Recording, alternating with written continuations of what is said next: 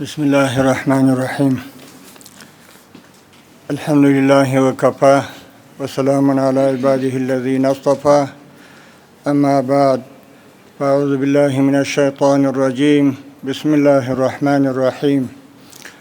يا أيها الذين آمنوا لما تقولون ما لا تفعلون كبر مقتا عند الله أن تقولوا ما لا تفعلون صدق الله العلي العظيم وصدق رسوله النبي الكريم. د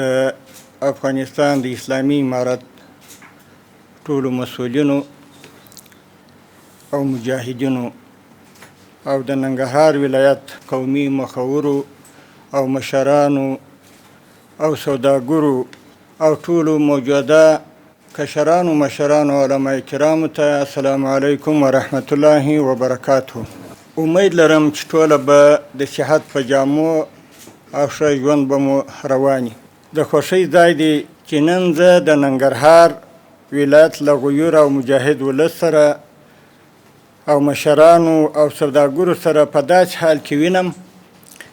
چې د افغانستان د ولس قربانۍ رنګ راوړي. اسلامي نظام حاکم دی او د امنیت په ډاډمنه فضا کې ژوند کوو. یقینا که دا وګورو ټولو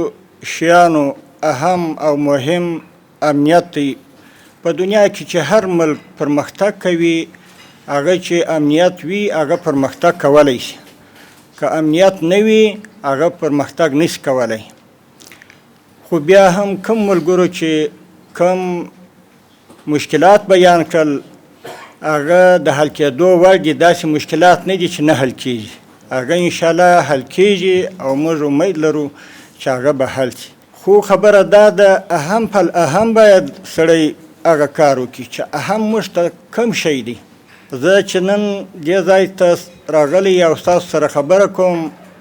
په یو امید یم انشاءالله تاسو ته په دې باندې اطمینان درکوم،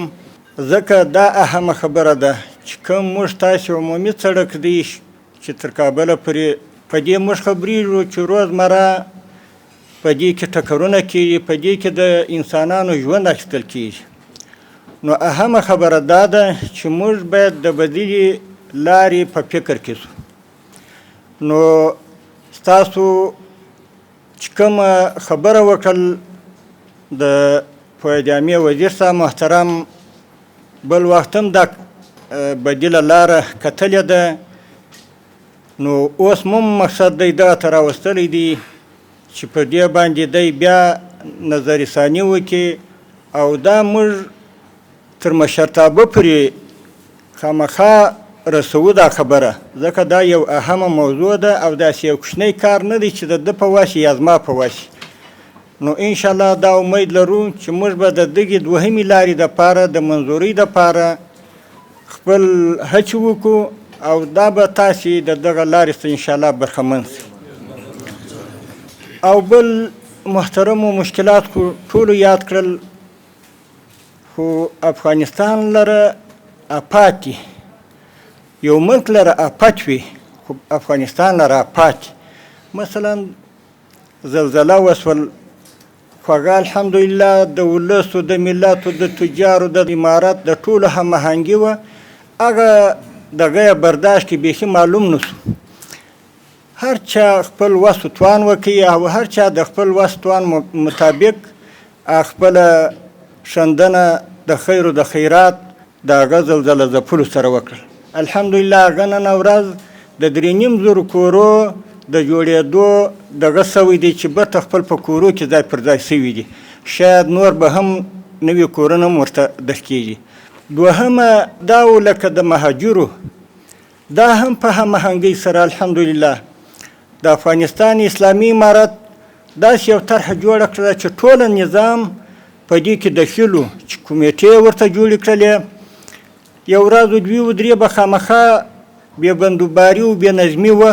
خو بیا الحمدلله چې کومو کمیټو خپل کار شروع کړي ما د هغه ځایه تعقیبول دا خبره.